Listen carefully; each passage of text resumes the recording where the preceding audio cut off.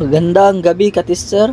May ayusin tayo na inverter welding machine. Ang problema pala nito ay hindi nag-weld. Subukan natin isaksak. May power ito daw, sabi ng may-ari. Pero kaso, biglang nawala yung spark ng welding rod niya. Yun, may display pala. Yung sa indicator niya, nag-heighten. Yung kulay dilaw. May problema talaga ito. At sa adjustment ng amperahe, walang problema o may iba naman yung numero. Tukatan natin ng voltahe gamit ang digital tester kung may output talaga, kung may voltahe lalabas. So walang voltahe, kailangan may 40 volts to 50 volts output tayo, wala talaga. At nung kinapa ko yung heatsink, masyadong mainit. Ibig sabihin may shorted ito.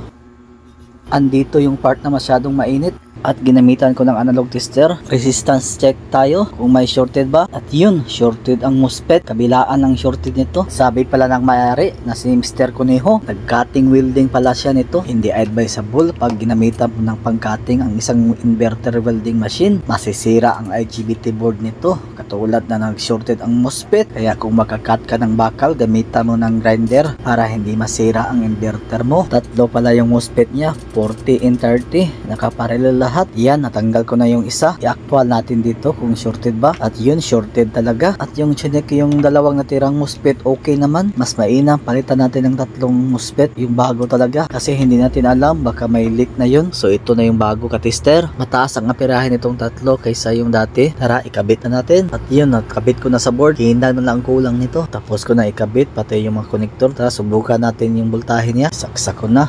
Okay, may display na, may indicator. Iset natin yung digital tester natin sa DC voltmeter. Yun, positive, negative. Sana gumana. Tingnan natin yung output. Kung may 44 volts na, meron na. Goods na ito. Buti na lang, MOSFET lang yung sira, hindi yung ibang IC. At nabili ko na sa kaha yung board. Buka natin ulit. Tingnan natin yung digital tester natin kung may output ba. Yun, okay na.